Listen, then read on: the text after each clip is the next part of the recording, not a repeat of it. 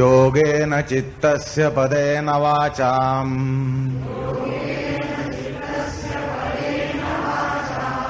मलं शरीरस्य च वैद्यकेन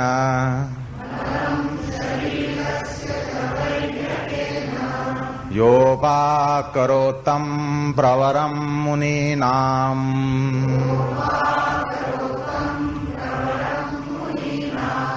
पतञ्जलिं प्राञ्जलिरानतोऽस्मि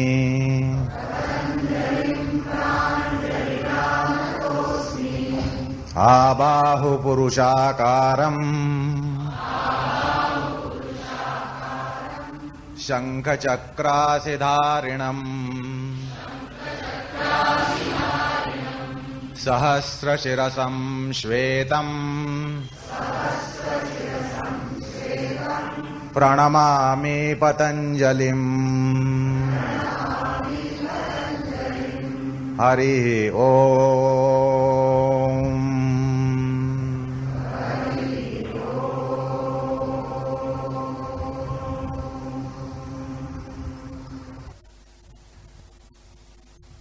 Hanuman, a deity who became a deity, is a perfect role model for all the practitioners of yoga. Let me tell you a bit about his birth. Known as Anjani Suta, son of Anjani, son of Kesari, son of Pavana. So Hanuman has been referred to as Pavana Suta, Anjani Suta, and Kesari Suta.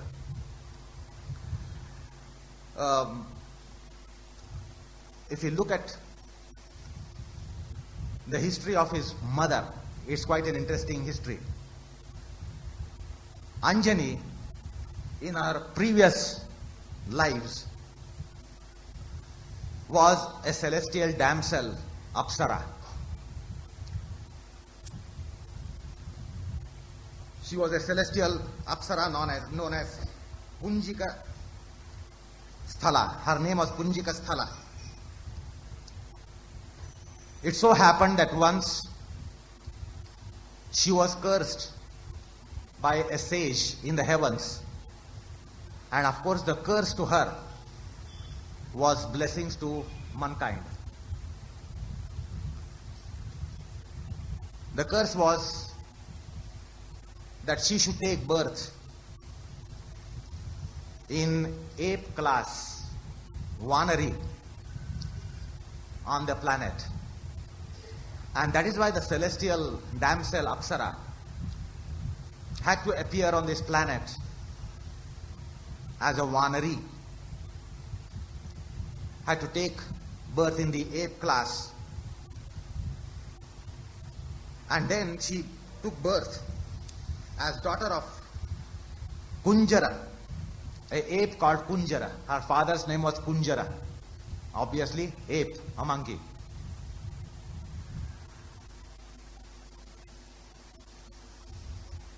And later she got married to Kesari. Now it so happened once that she happened to get a romantic mood, and she took human form as a beautiful damsel, as a beautiful woman, and was moving, because it was a breezy day on that day. It was very breezy.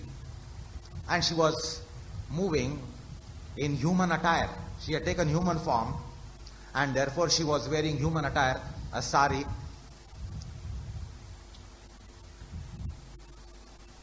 Looking at her, the very Vayu Deva got infested with infatuation, and he molested her in the wind form. She could not know. Then she shouted, "I am a pativrata. I am devoted to my husband. Who is it? Who is trying to seduce me?" The Pavana says, wind says, "It is me who is embracing you. So therefore, you will be untainted. So don't worry about your pativratya. It will be intact. But the thing is that you will give birth to an offspring who will be as strong as me." The Pavana Devata, the Vayu Devata,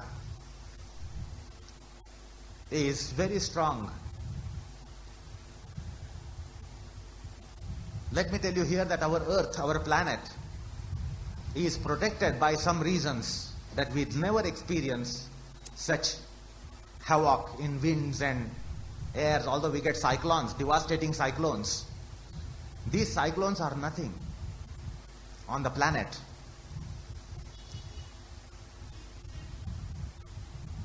Something like on the planet of Uranus or Neptune, the winds are so ferocious. We are panicky with 70 kilometers, 80 kilometers, 1000 kilometers, or maybe 120, 150, 160 kilometers, 100 miles per hour means devastating. But on those planets, the winds pick up the velocity of more than 2000 miles per hour. Now imagine if we were to get 2000 miles per hour cyclone, what would happen to inhabitation on the earth? So we are fortunate that Pavana, the wind god, is having a lot of mercy for we on the planet of the earth. Point is, Vayu Deva is known for his valor, strength, power, and therefore his offspring is also Bhima Rupi. It's a power incarnation, strength incarnation, energy incarnation. So Vayu Deva blesses her and says that you will give a birth to an offspring which will be very strong, as strong as me. And that's how he is known as Vayu Putra. Now this is the story that comes in Ramayana. And that's how Ramayana says that she gives birth to Viryavan, Buddhivan, Barakrami, Mahatejasvi, Mahabali, Vayu Samana offspring. Now many of you have heard of the story. When Hanuman was a child, he happens to look at the sunrise when he was just an infant and mistakes it to a fruit on the horizon and takes a leap to pluck the fruit from the heavens. Now when this happens, he takes a leap towards the sun. Now when the sun is being attacked by Hanuman, Rahu tries to disengage Hanuman from the sun, and Rahu intervenes and gets engaged in a duel with Hanuman. Hanuman as a child is so powerful that Rahu becomes helpless, hapless, hopeless. Now all of us know what is Rahu when we have Shani Dasha. When we have our Sade Sati, We know what is Rahu and what is Ketu. Every human being is petrified by Rahu and Ketu. So all of us have taken panic for Rahu and Ketu. We know what Rahu is and what Ketu is. But this Hanuman fearlessly fights a duel with him. And result is the Rahu has to flee. Rahu flees from the battlefield. That is why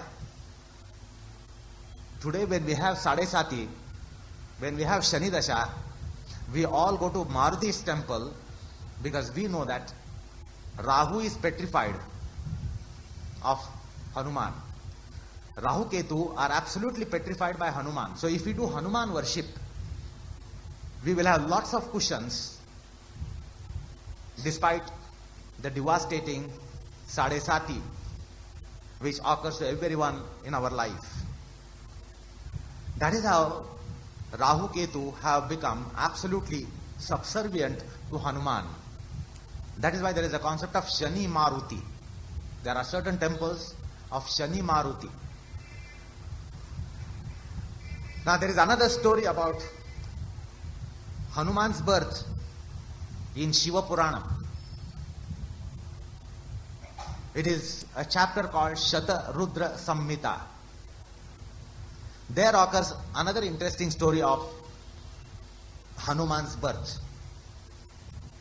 Now all of us know that Hanuman is also referred to as Maharudra. Maharudra. There are 11 Rudras, Rudragana, and one of them is has incarnated as Hanuman. That is why Bhimarupi Maharudra. Rudras are nothing but powers of Shiva, Lord Shiva. Now the story goes thus, that Shiva once told Vishnu that we all had a great experience of your Mohini avatar. You had enchanted every one of us in your manifestation as Mohini, and you had also deluded me as Mohini.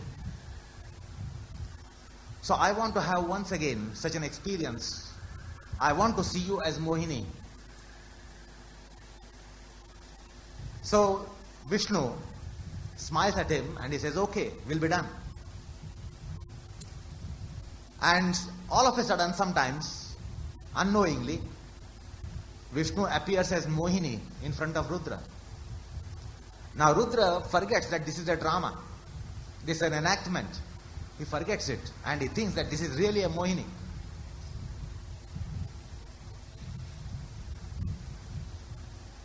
So again Rudra is infested by infatuation, and the result is that there is a Virya Skhalanam in him, seminal discharge. He preserves it and he gives this to Saptarjis and says that in Ramavatara, I will be taking birth, and this is the proto. Preserve it. You will be giving it to Anjani when the time comes, and I will be taking birth in the womb of Anjani. This is another story of Hanuman's birth, which comes in Shiva Purana. Then there is another story in Skanda Purana, Vaishnava Khanda. Anjana and Kesari both were childless for a long time. And therefore Anjani decided to perform a tapasya, austerity. And she was advised by Matanga Rishi, a well-known sage called Matanga. Matanga advised her that you should go to Saptagiri, Tirupati. And going to Tirupati, you need to take bath in Akash Ganga Papanashini. After your bath in that Akash Ganga Papanashini, Those who have gone to Tirupati perhaps know about it, where we go and take our bath. After the bath, you need to perform a worship of Shiva. And that's how she goes to Tirupati, and there she does the Shiva tapasya. Shiva tells her that you are going to get an offspring from Vayu. Therefore you worship Vayu also. Because my part will be taking birth in you as Vayu Putra. And therefore you need to worship Vayu Deva, Pavana. And that's how she does that worship, tapasya, and she gets Hanuman as Vayu Putra. There is another story about his life, birth, in Ramayana itself. That's quite an interesting story. All of us know that in Ramayana, how were the 4 sons born of Dasharatha? Rama, Lakshmana, Bharata, Shatrughna. Dasharatha was also without offsprings. Then he was advised to perform a sacrifice, a ritual called Putra Kameshti. He performs the Putra Kameshti, and Agni Deva, the Lord of Fire, appears in the altar and blesses Dasharatha with Payasa. It is called Payasa Dana. That Payasa is divided into 3. Kaikeyi, Kausalya, and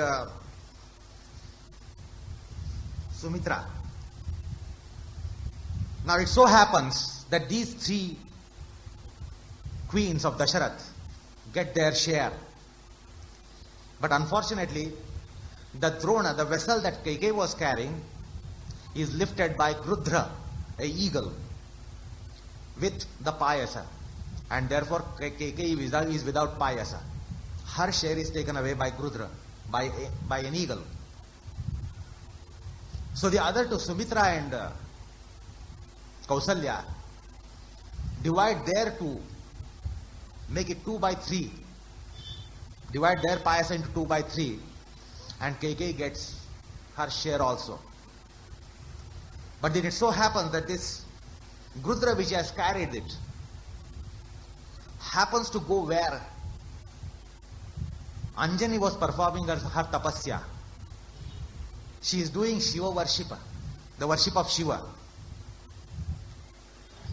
And as this eagle is carrying it, there happens to be again hurricane, and the vessel slips from the Grudra.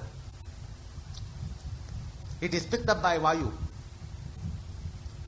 Vayu picks it up and gives it to Agni, and Agni offers it into the oblation of Anjani, and that's how she gets the Payasa. Therefore Hanuman is born out of the same grace as Rama, Lakshmana, Bharata and Shatrughna. That's a tremendous coincidence that Hanuman is also born of same grace. The Putra Kameshti was not performed for Hanuman, but yet Hanuman was born out of Putra Kameshti, which was performed by Dasharatha. Now that's the story which comes in Ramayana. Now usually when there is a baby in the fetus, the mother gets what is called dohada. Unusual things are wanted by the mother, which perhaps she has never asked for. She starts asking for those things which are said to be good for the child and which are good for the baby. Secondly, the mother needs to inculcate certain things to culture the life in the womb.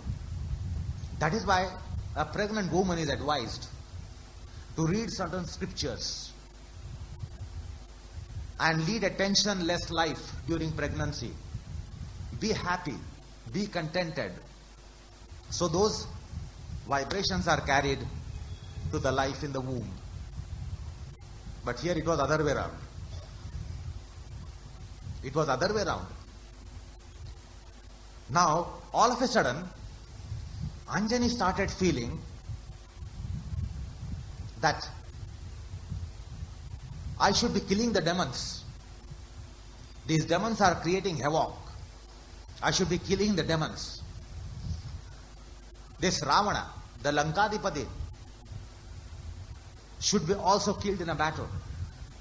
So she starts feeling an itching sensation to kill the demons, end the evils, and end even Ravana. And she starts developing devotion for Sri Rama. All of a sudden. Because she has been devotee of Shankara all the time.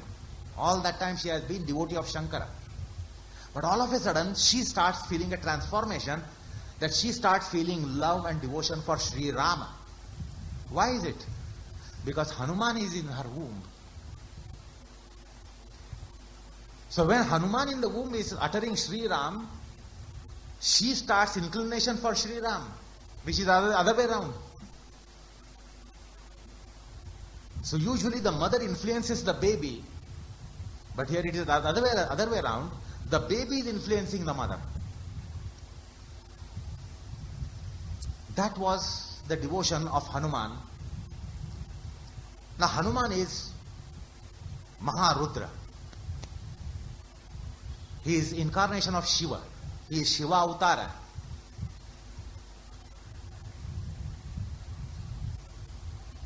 Now about Shiva. All of us know that Shiva's devotion for Sri Rama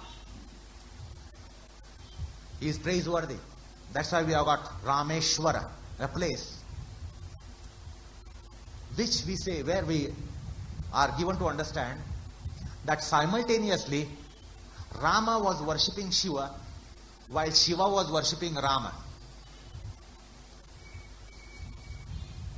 Rama, while he was worshipping Shiva at Rameshwar, Shiva was worshipping Rama. Many times Parvati got astonished. You are after all Maheshwara, and how is it that you are worshipping someone called Sri Rama? So Shiva says, Shiva has a desire that when Ramavatara, when Ram manifests, I should be appearing there, and I want to be subserving my Lord Sri Rama. And that is why Hanuman happens to be the sevaka of Shiva. Now in Hanuman Rahasya, there is a beautiful description of the master and servant. Shiva could have served Sri Rama in human form.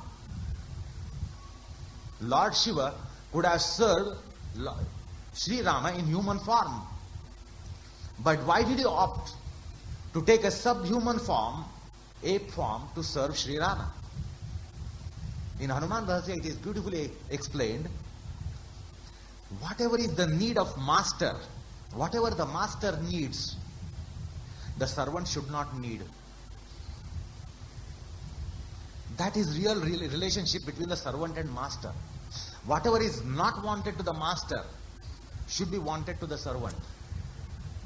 What is wanted to the master should not be wanted to the servant.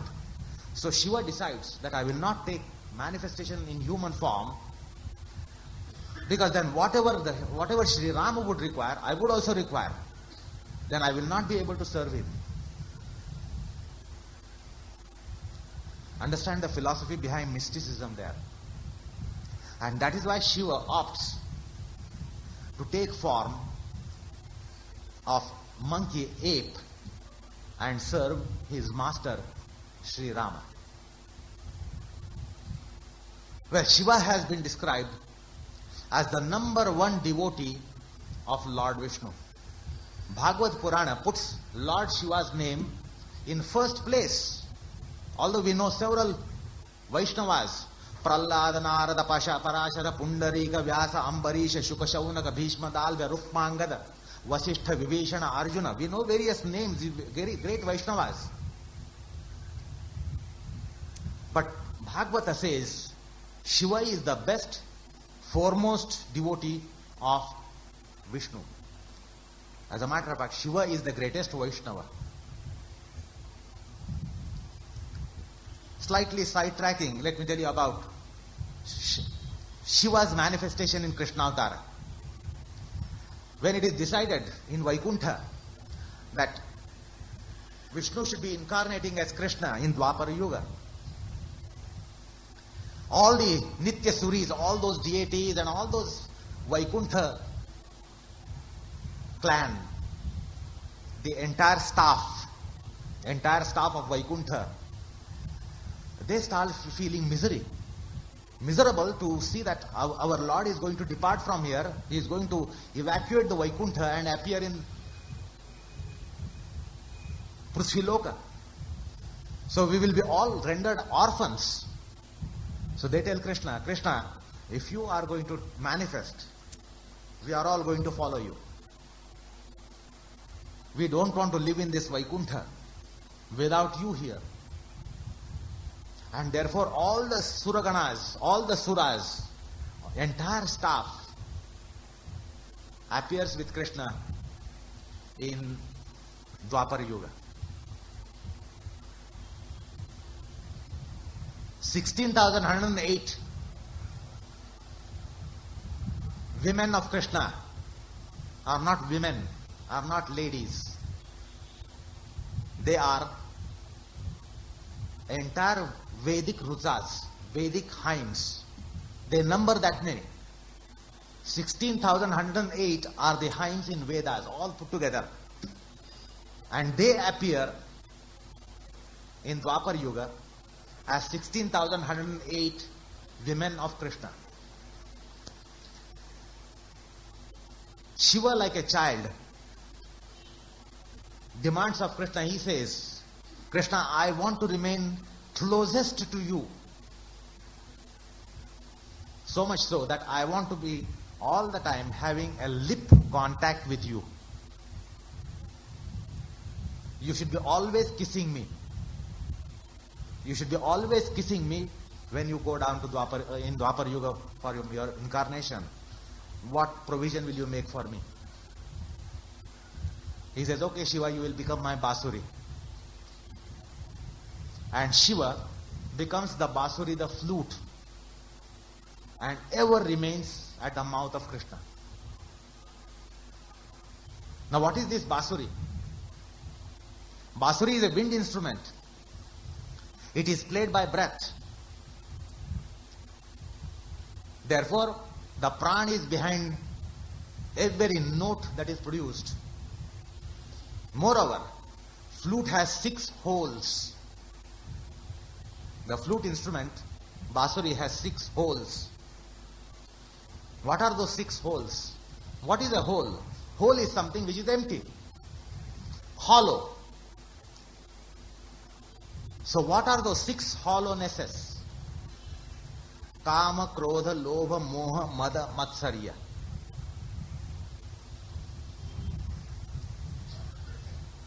So the 6 holes of the instrument flute represent empty containers of Kama, Krodha, Lobha, Moha, Mada, Matsar.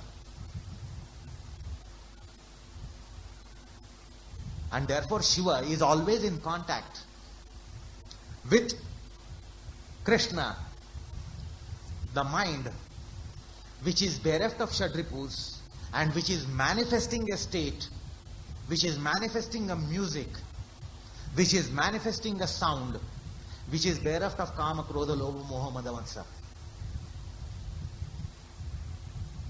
What highest satsanga is possible? More than this.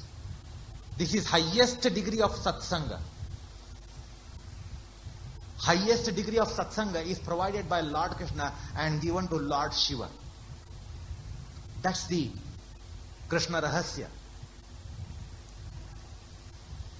So Shiva always remains in close proximity with Narayana wherever he manifests. And here he opted, in Ramayana time, he opted to manifest as a Krishna Sevaka. And here, there we are beautifully explained the philosophy of Sevakatvam. What is philosophy of subserviency?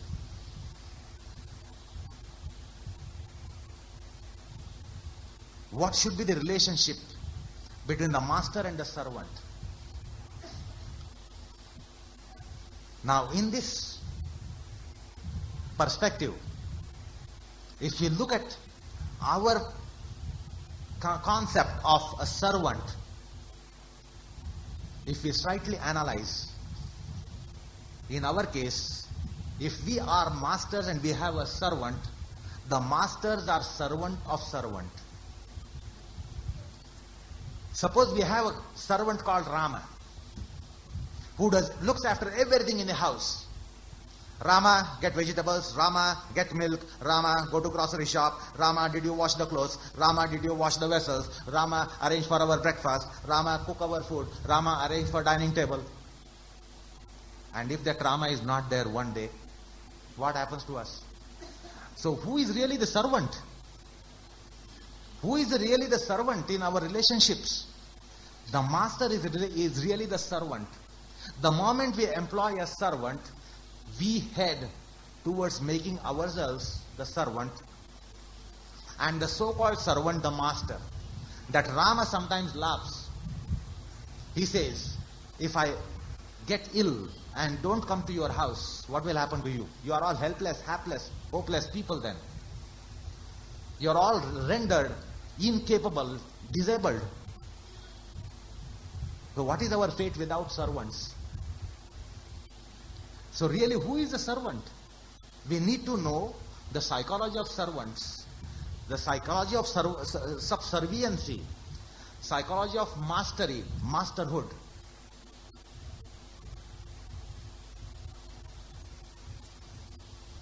And that's why Shiva says, I don't want to manifest as human beings. Because if my master wants a bed, I should not be requiring a bed. If my master requires clothes, I should not be requiring clothes.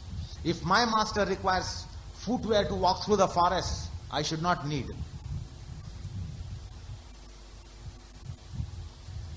I should not ask my master to part with his food. As a human being, had Hanuman been human being, well, you would have said, Sri Rama, please eat your food and whatever left out, give to me.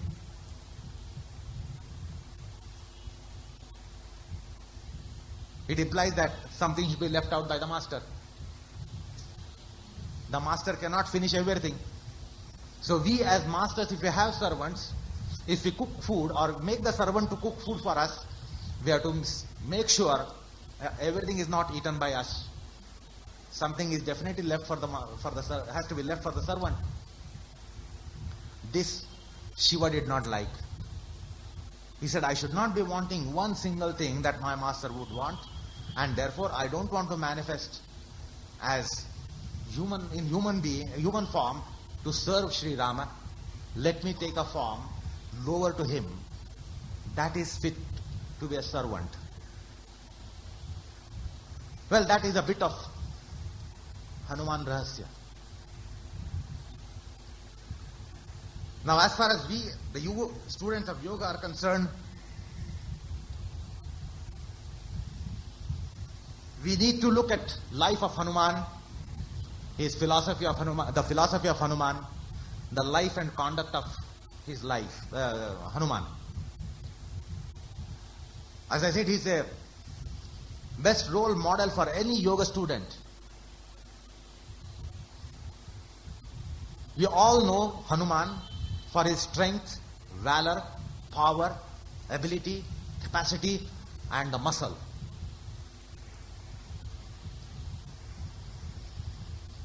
But when we come across a very, very strong man,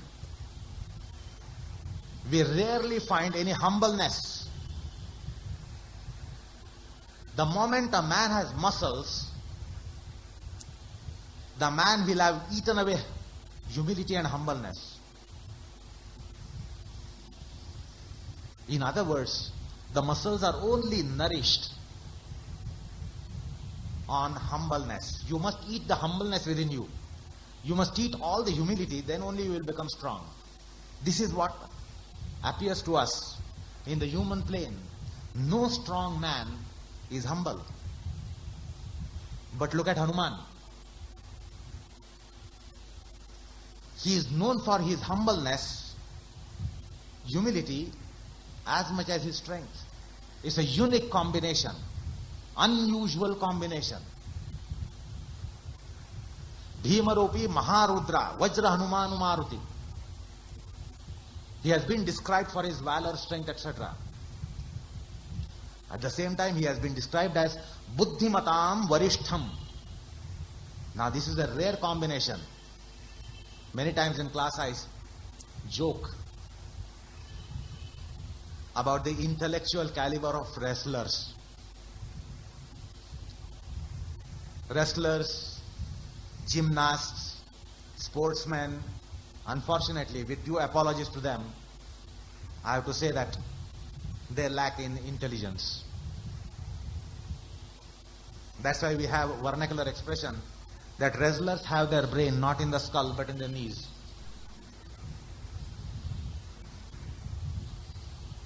But Hanuman, Buddhimatam Varishtham. His prowess was not only in the physical ability, but also intelligence, wisdom, and all the various qualities which are connected. Pragmatism, intelligence, wisdom, so on and so forth. Another unusual thing that such a muscular man is rarely an art-minded. Whereas Hanuman was well versed in fine arts.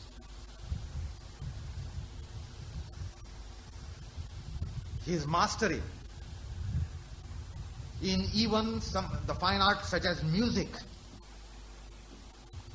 has been noted in our scriptures.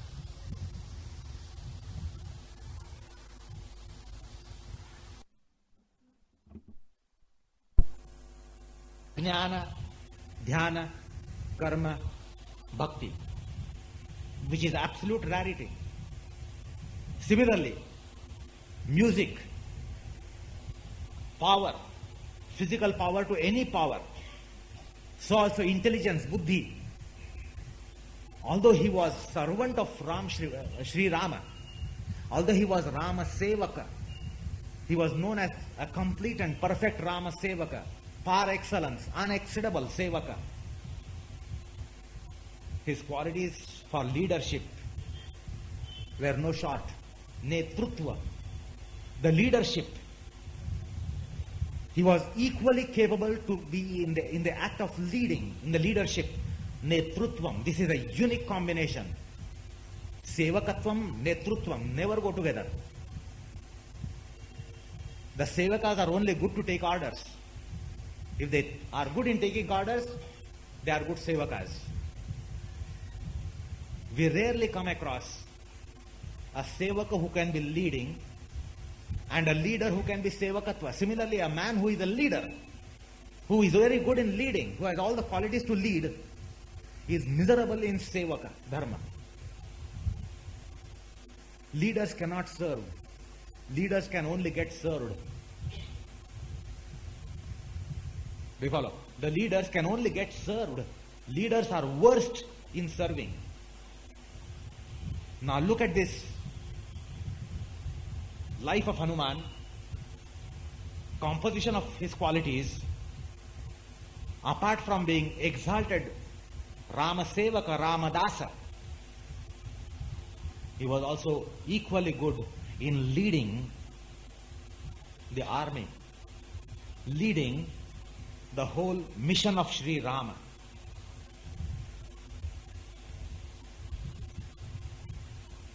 Hanuman was the leader in the entire mission of Sri Rama. know his prowess in his intelligence also. When the Setu was to be constructed, the bridge which was to be constructed, it was decided that it should be constructed of stones.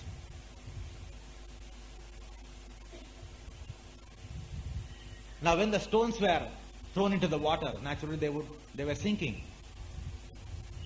Hanuman designed the stones. He made the stones hollow, and all the stones were inscribed with the name of Sri Rama. And whenever they uttered Sri Rama and dropped the stone, it would float. Sri Rama was himself wonderstruck. He says, how is it possible that the stones are floating? Why not do it myself? He picks up a stone and throws in the water. It sinks.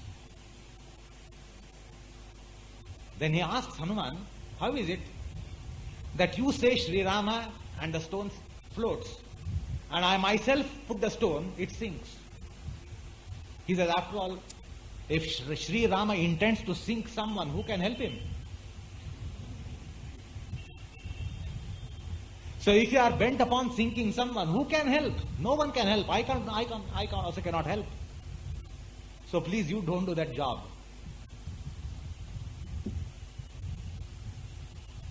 And that's how the Setu is built up. Now, as I was referring as his role model to yoga sadhakas need to be aspirants and the students of Jnana, Dhyana, Karma, Bhakti. We as students of yoga need to know what is Jnana Yoga, what is Karma Yoga, what is Bhakti Yoga, what is Dhyana Yoga. That is what Ashtanga Yoga is. Ashtanga Yoga student cannot afford to say that I don't have to do anything with Jnana Yoga, I don't have to do anything with Karma Yoga, I don't want to do anything with Bhakti Yoga, not even Dhyana Yoga, I am Ashtanga Yoga sadhaka. Then one has not followed the implicit aspect there. We need to be having the assembly of all the components of Jnana, Dhyana, Karma, Bhakti, even according to Patanjali.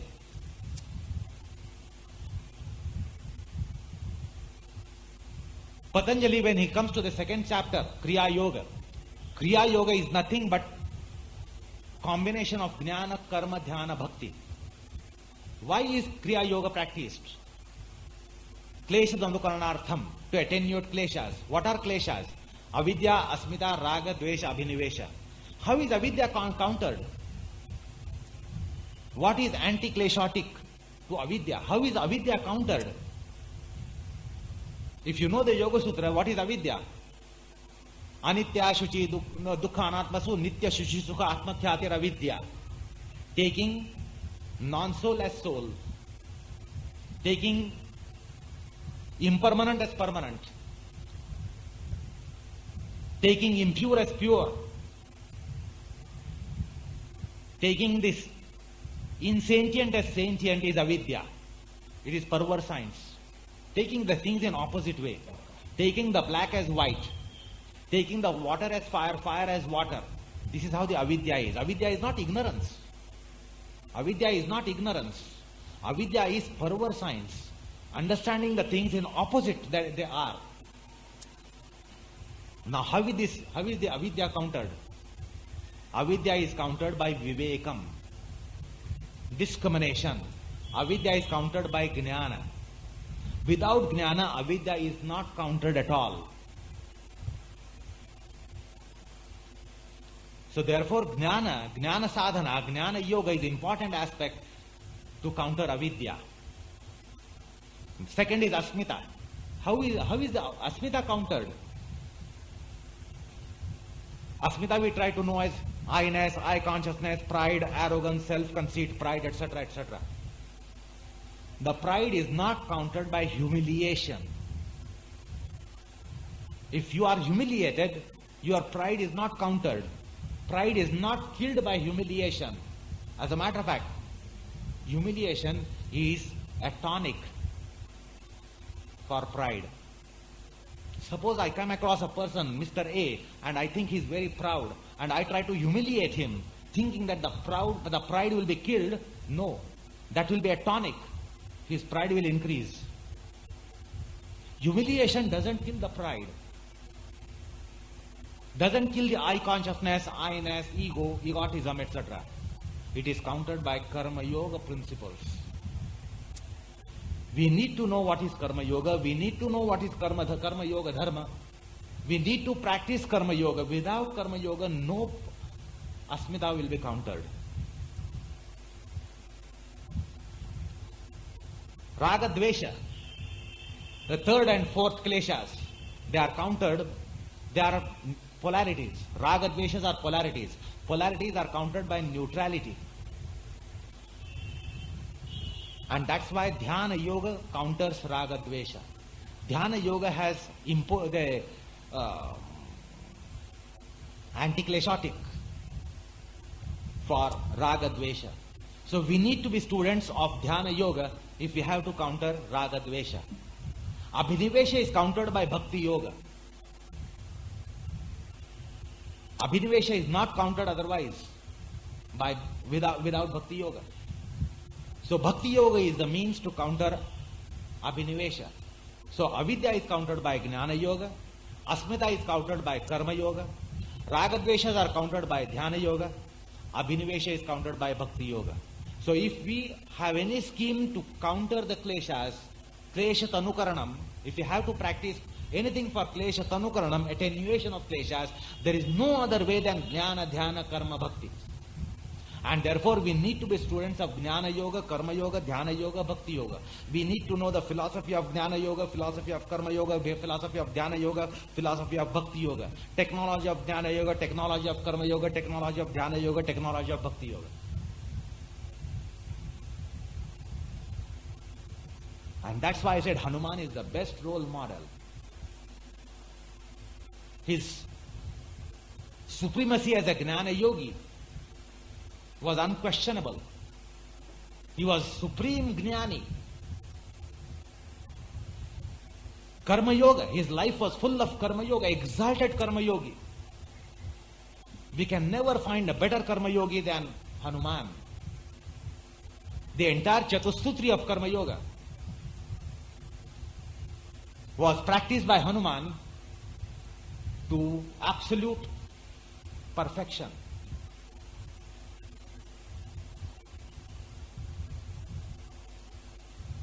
Dhyana Yoga. Hanuman was a Dhyana Yoga practitioner. He was not only accomplished in Ashtanga Yoga, but later I will be telling you that in Hanuman Sahasranama, Hanuman is capable of bestowing Ashtanga Yoga. He can bestow the grace to the sadhaka of Ashtanga Yoga, all the qualities which are required. So all the components of Ashtanga Yoga were in plethora, in plenitude with Hanuman.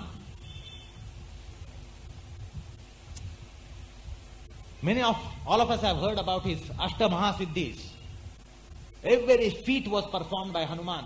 Anima, Mahima, Garima, Laghima, Prapti, Prakama, Ishitva, Vashitva. Every siddhi was performed by Hanuman at different points in time. He became atomic, he became large, he became heavy, he became light. These are all yoga siddhis. They are called Ashtamaha siddhis. Anima, Mahima, Garima, Laghima, Prapti, Prakama, Ishitva, Vashitva. He had all those siddhis with him.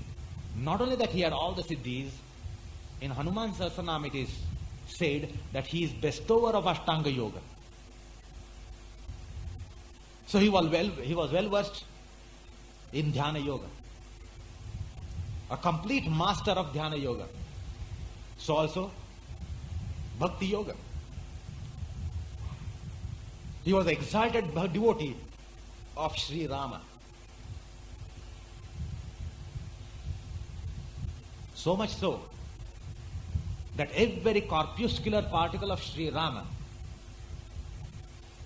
contained corpuscular particle of Sri Hanuman. Every blood particle, corpuscular particle, every blood particle of Hanuman contained Sri Rama.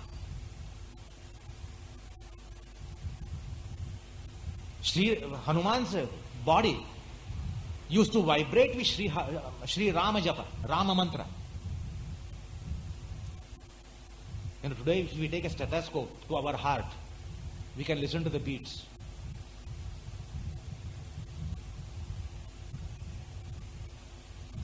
But if there is a possibility of having ultrasound of Sri Hanuman and stethoscope to his heart, it won't be heartbeat. It would be Sri Ram, Sri Ram, Sri Ram, Sri Ram. Devotee to the core, Bhakta to the core. So his status as Bhaktan was exalted. His status as Jnani, status as Yogi, status as Bhakta, and status as Karma Yogi could be only ranked at number 1 position.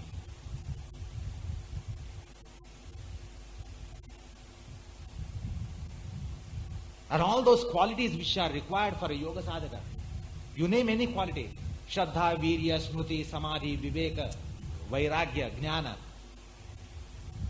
or any other qualities which are positive qualities of the mind, Saushilyam, Sahanyam.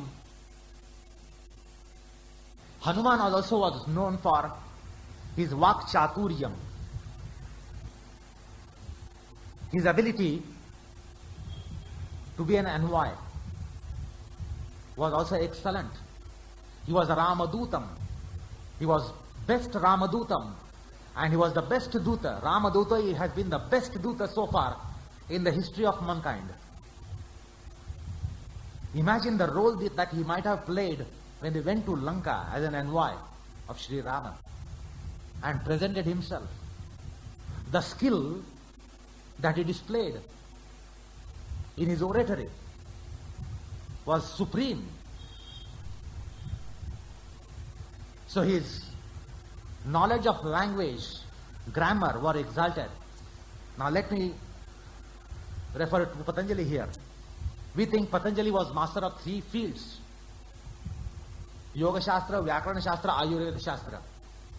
Now some of you or most of you might think that this is someone like good in 3 fields. Somebody is a very good physician in medical line. At the same time he is a good politician. He can also be adept in politics and also economics. So one might think that Patanjali was well versed in 3 subjects. He got his postdoctoral degrees or whatever in 3 subjects. Like today also we can be postgraduates in commerce, science, engineering. We can be holding degrees in economics, mathematics, and anatomy physiology.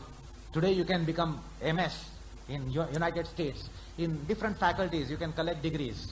You can be a lawyer, you can be a physician, you can be a chartered accountant. So one might think that Patanjali was also well versed in 3 fields. No, it's not right. We as students of yoga need to be good in our grammar. Because after all, we are going to explore the Brahman. There are 2 concepts, Shabda Brahma, Nada Brahma. The Brahman manifests in 2 forms, Shabda Brahma and Nada Brahma. Or the Brahman is realized in Shabda Brahma and Nada Brahma. And Hanuman was therefore well versed in grammar, oratory, language. Patanjali was not just a master of grammar, side by side by being a graduate or a master of yoga. Grammar has a lot to do with yoga. Now, recently I have been speaking about this in the classes. All the varnas and swaras, they work in governing our prana. That is why in one of the Hanuman Sahasranama nomenclature, Akara, the Hakara, Hakaranta is the designation. Today we know about the ultrasound, which is a diagnostic technique which has to deal something with the sound aspect in the diagnostic technology. As a matter of fact, every organ has its own sound. Organs are only sound by the sound. If the organs are to be sound, they must resound in their sound. Now, all of us know that yoga is connected to japa. Yoga is meditation. Meditation is based on japa. What is japa? Japa is mantra. What is mantra? The mantra shastra. The mantra shastra deals with all the varnas and swaras. Now, if you open out the topic of Shat Chakras, you will see that every petal has a letter. Every petal of every lotus has a letter. All the varnas and swaras, a, I, e, u, ru, ru, lu, lu, e, I, o, a, maha. And then the consonants. Ka, kha, ga, ga, nga, ka varga, tsa varga, ta varga, pa varga, ya varga. So those who have studied the swaras and varnas, we know all that. All those are in chakras. So chakras are governed by sounds. The meditation is always on a sound. Even if the meditation starts on a form, ultimately it has to reduce to sound meditation. Nadam. So nada deals with swaras, varnas, and that's how we as students of yoga have to understand there is a close connection between the varnas and swaras and our embodiment. And if Hanuman was master of prana, it was because of his command over all the varnas and swaras. His prana nadis would have resonance to the sound form. You know, we might also say Shri Rama Jai Ram Jai Jai Ram, Shri Ram Jai Ram Jai Jai Ram, or Jai Shri Ram Jai Shri Ram. What happens and how much happens? Now the same is chanted or heard by the devotee of Hanuman. That devotee goes into ecstasy. Devotee of Shri Rama. See, when I say Shri Ram, not much will happen to you. But suppose there is a devotee of Shri Rama. If I say Shri Ram, he will have resonance to it and he might go into ecstasy. Hanuman had such an embodiment that every cell in him would go for trance with the name of Shri Rama. His system would have resonance to every letter of that mantra. And that's why our body needs to have resonance for every letter of the mantra. And therefore Hanuman became an exalted yogi because of his control over the sound system in him. And that is why the mantras got the efficacy. Without that, the mantras don't get efficacy. Then his prowess in grammar was also exalted. He gave beautiful concepts on which I am not going to speak. About pranava. About pranava, he gave the concept of ekakshara mantra, ekakshara pranava, dvayakshara pranava, trayakshara pranava, and chaturakshara pranava. It's a beautiful concept. The pranava itself, ekakshara, dvayakshara, trayakshara, chaturakshara. Like in the algebra, there are factors.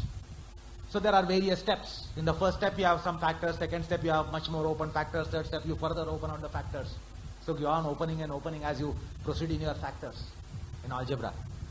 Similarly, the Om has been opened out by Hanuman, which comes in Pranava Rahasya, Omkar Rahasya, on which I am not going to speak today. The Omkar Rahasya has been given by sages and seers, yogis, mantragnyas, mantra shastris, mantra yogis. But Hanuman's contribution is exalted because of his grasp of grammar. So Pranava Rahasya, which is important for yoga, yoga sadhaka, can be only understood by us if we resign ourselves to Sri Hanuman. Now, as I refer to Hanuman Sahasranama, finally I am coming to that. In Hanuman Sahasranama, there are 1000 names of Sri Hanumana. One of those is Om Yogine Namaha. This is the name of Hanumana. Om Yogine Namaha. And therefore he is worshipped by yogis. Then there are certain other names like Yoga Vidam Varaya Namaha. Yoga Vidam Varaya Namaha. He graces yoga vids, not the yoga sadhakas. He can grace yoga vids. Yoga vids means those who are proficient in yoga. Not only that he can grace us who are kindergarten students of yoga, but he can also grace the postdoctoral fellows of yoga. Yoga Vidam Varaya Namaha. Yoga Gamyaya Namaha. Hanuman can be only understood through the channel of yoga. If Hanuman is to be understood, it is only channel of yoga through which Hanuman can be understood. That's why Yoga Gamyaya. Only yogis realize Hanuman. Only yogis can realize, understand what Hanuman is. That's why Yoga Gamyaya Namaha is also one of his names. Then Kundaline Namaha. Now Kundalini power is known to all the yoga students, how Kundalini is connected to science of yoga. So one of his names is Kundalini. Because of that, he had all the glories, all the Ashtama Siddhis were at his feet. Yogatmane Namaha. Then Ashtanga Yoga Phaladayakaya Namaha. Ashtanga Yoga Phaladayakaya Namaha. He bestows the fruit of Ashtanga Yoga to the seekers of Ashtanga Yoga. Yoga Tatparaya Namaha. Yoga Vide Namaha. Yoga Kartre Namaha. Yoga Yonaye Namaha. Akaradi Hakarantaya Namaha. Akaradi Hakarantaya. That's the last letter. Hakara is the last letter. Akara is the first letter. In Devanagari and vernacular languages.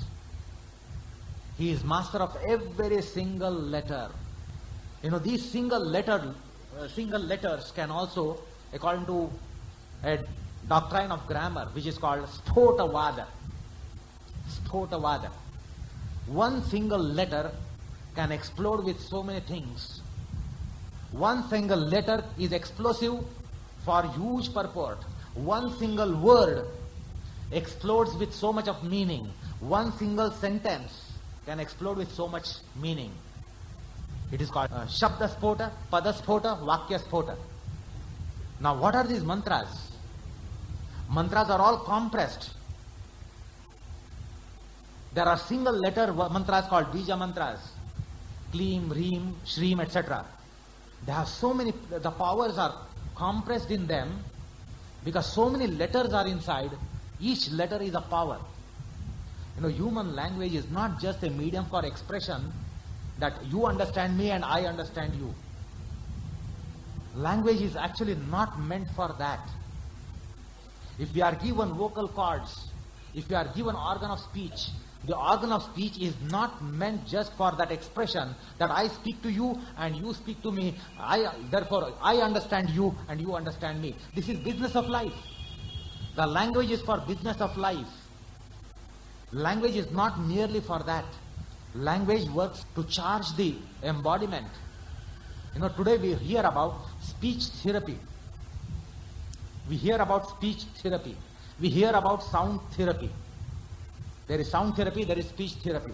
Whereas all these letters are capable of vibrating your inner body. And that is why we have ability to utter all the various sounds. Akaradi Kshakaranta or Akaradi Hakaranta. We can utter every single letter. Our vocal cords are such an instrument, great instrument, fine instrument, high-tech instrument. They can produce so many sounds. Now, so many sounds are not produced for just expression. So many sounds are produced for pranic therapy. The prana moves by sound. Now, in mysticism, you will understand. If I will just give you the theorem. You know, like snake charmers. The snake charmers with their instrument charm the snake and make the snake dance on their tune and rhythm. Now ferocious creature like snake is tamed by the snake charmer. Why? Because the snake gets charmed by the snake charmer. Prana can be charmed by sound. Prana can be charmed by sound. This is the principle of mantra yoga, mantra shastra. The pran doesn't understand what you speak and what I speak.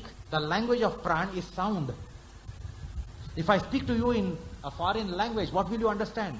I cannot speak to my prana. Be obedient, follow ahimsa, follow satya, follow asteya. I cannot teach my prana with the language with which I would speak to you. The prana only understands the language of sound. So there is ahimsa infrasound, there is satya infrasound, there is asteya infrasound, brahmacharya infrasound, aparigraha infrasound, shaucha santosha tapasvadaya ishwarpanadat infrasound, jnana vairagya, everything, shraddha, virya, sama, every quality responds to sounds. We also respond to sounds. Now this Hanuman Chalisa was recited by the boy. What was the impact? How much was the impact? But suppose I had invited here M.S. Subbulakshmi or Lata Mangeshkar, and if she had recited the same, what would have been the effect on you? What would that have been any different effect? Suppose somebody had sung Hanuman Chalisa with that rhythm, melody, musicality, it would have appealed your mind. Do you follow? Merely the theme doesn't impact so much. If I read Hanuman Chalisa, it will not put so much impact. But if suppose M.S. Subbulakshmi or some melodious voice sings for it, it has an effect on it, on you. Why? Because we are all also charmed by sound. So what is said is not important. How it is said is important. I can just say, do like this, don't do like this. Instructions can be given. They are not necessarily effective. How it is said is important. Just as the child. If you tell the child, don't touch it, the child is going to touch it. There is a way which only the mother knows. How to tell the child, don't touch it. The father doesn't know. The father doesn't know the language. Mother knows the language to see that the child is influenced. How it will be influenced that it will not touch it. So because the father will also say the right thing, don't touch it. Mother will also the same thing in different way. The child will follow. So that is language. That is that is what the study of the grammar is, and not the grammar that you might have done in your schools and college, English without text. And then you know that what grammar is. Nobody likes to study grammar. Don't understand grammar by what you have studied in school. And that's why our lessons, our traditional academics commenced with shiksha. Shiksha, kalpa, vyakaran, nirukta, etc. subjects were taught. They were called Shad Vidyas. First was shiksha. And shiksha was how to utter a sound effectively. Our all instructions were sound oriented. We taught the subject with the sound, making the students hear. The sound is very important. Hanuman was well versed in all that. That is why he was buddhimatam varishtam. He knew how to put a thing which should be acceptable to the respondent. That's why he went as a successful envoy to Ravana's court. So there is much to explore in what Hanuman is. Hanuman's prowess. We only see his muscles, or we know his only devotion.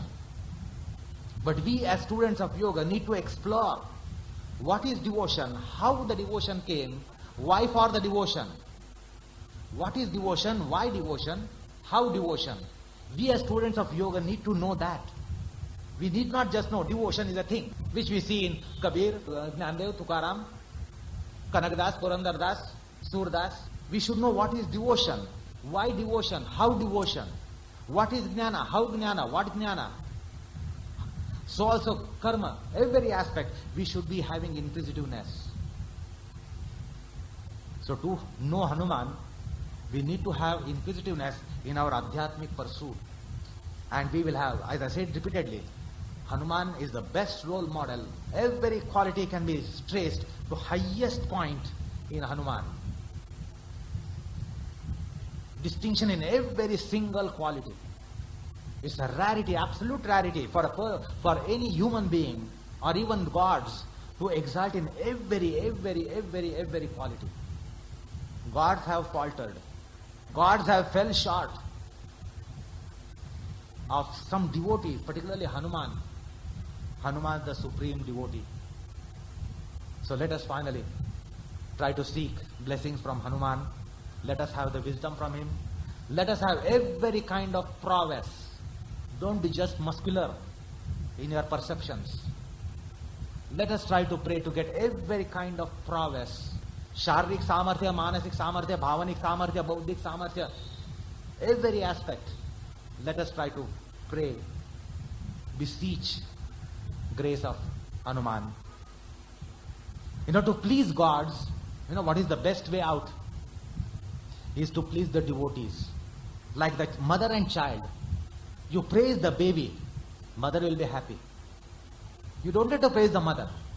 You don't have to at all. You can even abuse the mother. But you praise the baby. That's why there is a rule. भगवंताचा अपचार केला तरी चालेल, पण भागवताचा अपचार कधी करू नका. Never offend. You can offend God. God will pardon you. But never offend a devotee. He is beloved of God. Devotee is beloved of divinity. Therefore, never ever offend a devotee. Divinity will never pardon.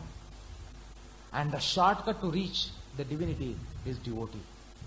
So, if we become Hanuman Bhaktas, we are indirectly and directly going to become Rama Bhaktas. It's the best way to please Sri Rama is to please Sri Hanumana. He will definitely give a very good NOC and also a certificate of merit, which will be immediately entertained by Sri Rama, closing the eyes. And that's why our heritage, we have a great heritage. We have countless the devotees, bhaktas, and therefore we have great lives of great devotees, Santa Charitra. So to reach divinity, best way is to go through a Santa, a saint or a devotee. Hanuman will give us quantum leap, a shortcut, sure cut, certain cut to Sri Ram. Such impressions don't last long. We need to take care. Well, recently I've been saying in classes about the student becoming not only body conscious in doing asanas, but mind conscious and breath conscious. If you look at Hanuman's face, the face is not like that because it's a 8th class manifestation. But he is aware of his breath all the time. Every in-breath he is inhaling the grace of God. Usually we understand what are the nostrils. They are oxygen inhalers and carbon dioxide exhalers. This is what we understand about the nostrils. That nostrils are oxygen inhalers and carbon dioxide exhalers. But that is not all. In someone like Hanuman's case, every in-breath he is receiving the grace of divinity. Every in-breath contains the nobility of Sri Rama, and every exhalation is supplication and surrender, Atmarpanam. So receiving the grace and giving the devotion is respectively inhalation and exhalation. Now, many times in classes, when I have spoken about the philosophy of in-breath and out-breath, if you recall, many of you must have experienced that you got the face of Hanuman. The lips tend to separate from the teeth.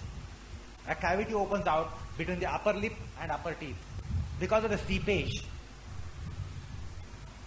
Hanuman's face was like that, not because he was a monkey, but because he was breath aware. Every breath was taken by him, not only by consciousness, not just by being aware. but by knowing the fact that I am receiving the grace of Sri Rama. Every breath, outgoing breath, was not just giving away the carbon dioxide of the body, but by knowing the fact that I am receiving the grace of Sri Rama. Every breath, outgoing breath, was not just giving away the carbon dioxide of the body, but the whole carbon dioxide like things of the psyche, of the consciousness, of the mind stuff. And that's how that exhalation does not only purify the body, but purifies the whole embodiment. So to become breath aware in our practice of yoga, whatever it might be asana, it might be pranayama, it might be japa, it might be dhyana, any mode of yoga sadhana, it must be done with that awareness. You must become breath aware, where the breath no longer remains air particles. The breath doesn't remain as oxygen particles or whatever air in the atmosphere. And the carbon dioxide doesn't just contain the emitted particles of the air, but also much more than that. In yoga, when we inhale and exhale, in pranayama, when we inhale and exhale, in meditation, when we inhale and exhale, it is not just the breath. We inhale much more. We inhale cosmic particles. We inhale the cosmic qualities. All the noble qualities. We inhale nobility. We don't inhale just the oxygen. So also when we exhale, we don't just throw out the carbon dioxide of the systemic body and the respiratory system. Much more can go out in our pranayamic exhalation. In our yogic exhalation, much more can go out. So that's an important lesson for yoga sadhakas here. Once you become prana aware, then you are body aware, mind aware, breath aware. If that is very abstract, to become prana aware is very abstract for common man. So we need to become body aware, breath aware, mind aware in our asanas.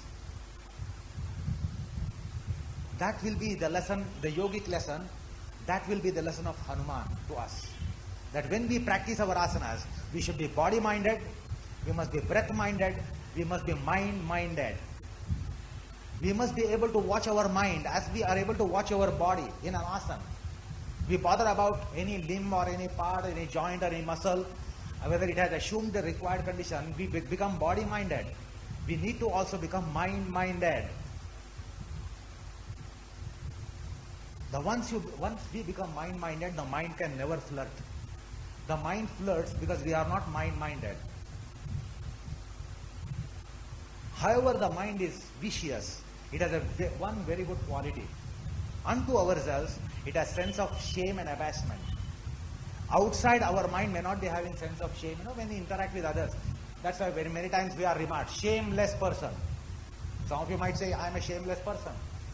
When I interact with you, I might appear to be shameless.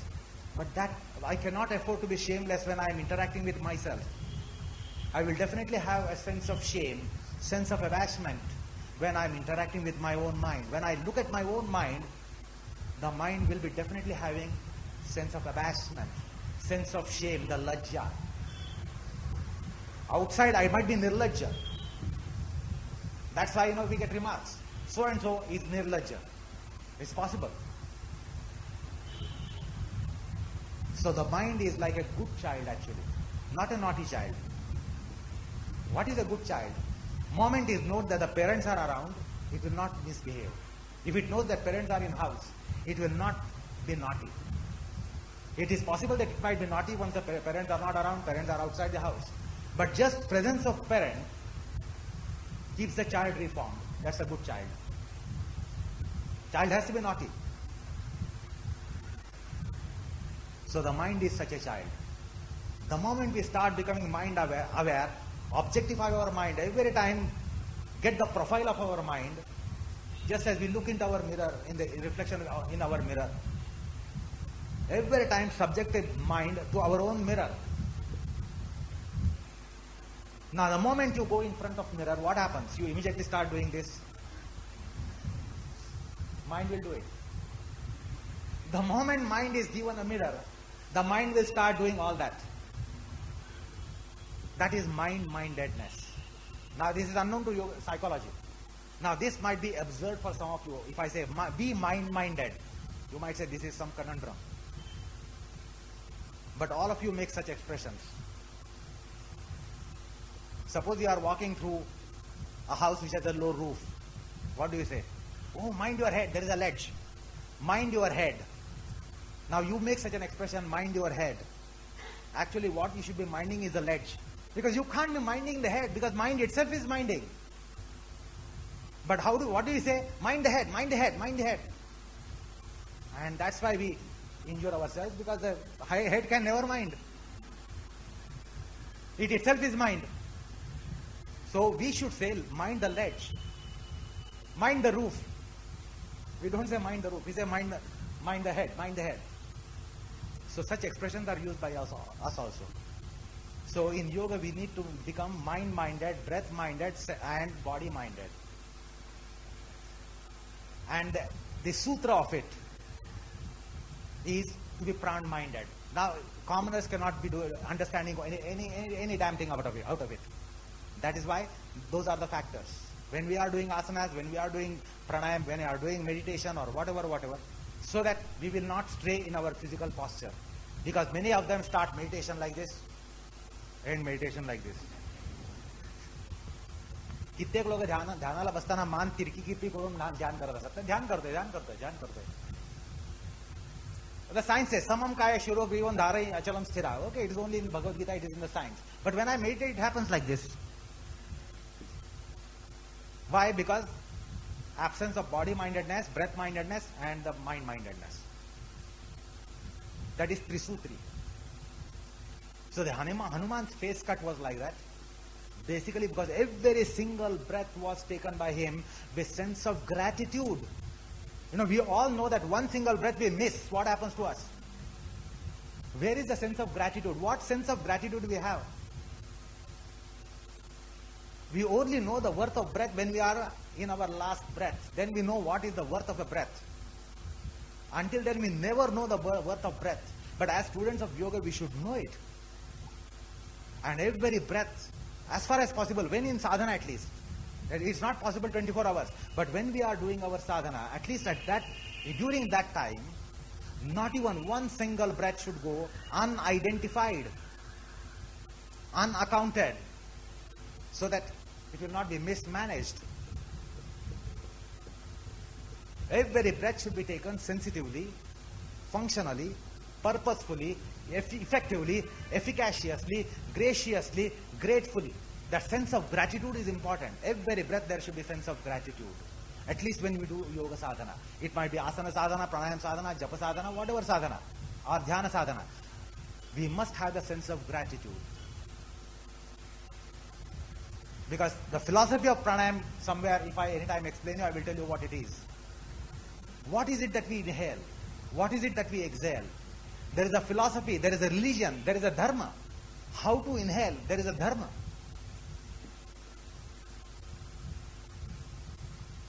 Pragmatism perhaps will say, breathe with open chest, stand erect, sit erect, breathe. Don't breathe in crooked position. That's not only how to breathe. There is much more than that. There is philosophy of breath. How to breathe, with what philosophical mind, with what psychological mind, with what dharma. Every breath there should be a sense of duty. Duty-mindedness. So there is Shwasa Dharma. It is Shwasa Karma, Shwasa Dharma. There is Shwasa Tattvagnan. There is philosophy of breath. There is psychology of breath. So once we know it, just sight of Hanuman's figure will help us get all those things on surface as to what is philosophy of breathing, what is psychology of breathing, what is religion of breathing, what is technology of breathing, what is art of breathing, what is science of breathing. So it is art, science, technology, philosophy, psychology, everything is involved in it. So as students of yoga,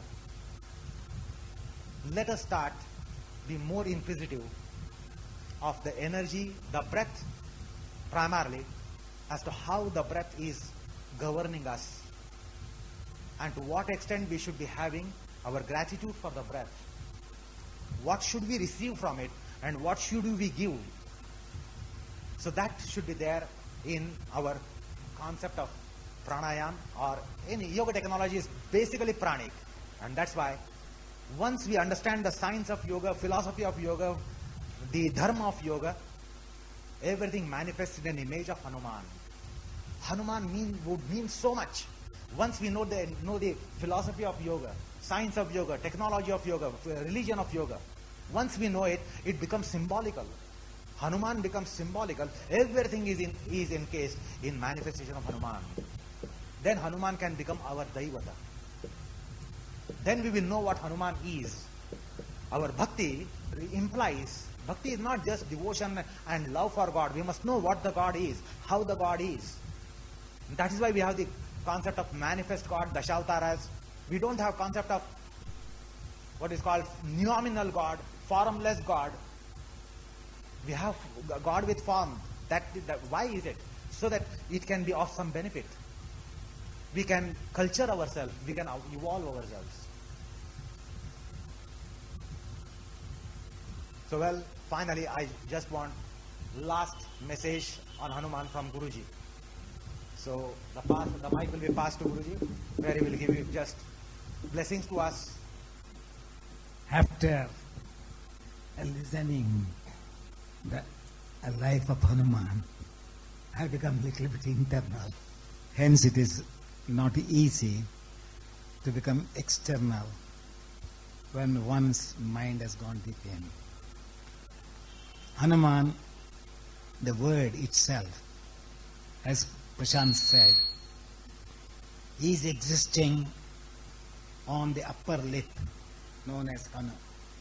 So he is the Devata of the upper lip, which is below the nostril. So without the grace of Hanuman, the breath you take, the breath you live, do not change into divinity. So Bhakta is sitting on the upper lip below the nostril, so that the Bhakta, the Hanuman, who is a devotee of God, it is through him alone he wants to transform you as an ideal person sitting on the tip of the nose, so that you think, Hanuman, God is in your hands. So each breath you take, each breath you live, feel the divinity. The intake of breath is nothing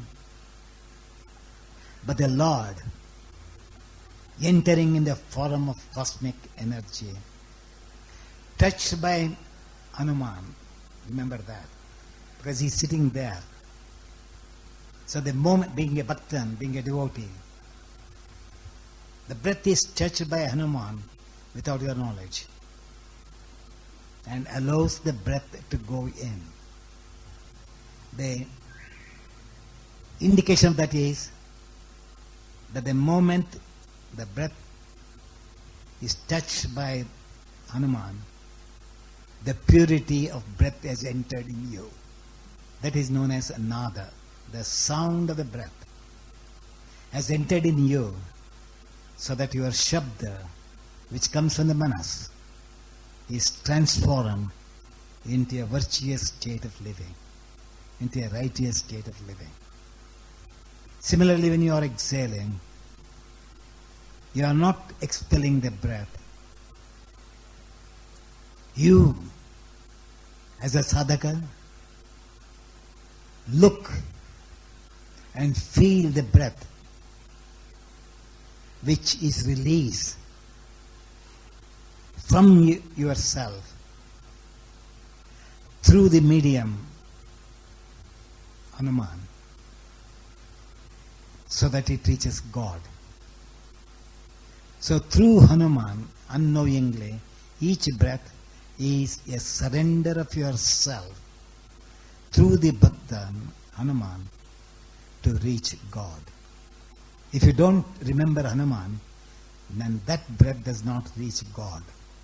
So Hanuman exists eternally on the tip of your nose, and please remember him every now and then, so that, as Prashant said, the nada, the shabda, which according to modern science is the ultrasound, which you can vibrate, and that vibration makes your shabda to become pure, clean and auspicious.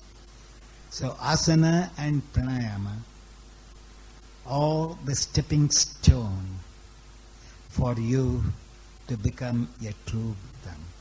Because these two build in you the path of action without motivity, and the path of jnana through breath.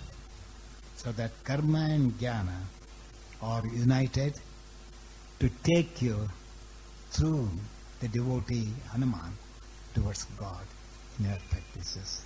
God bless you all.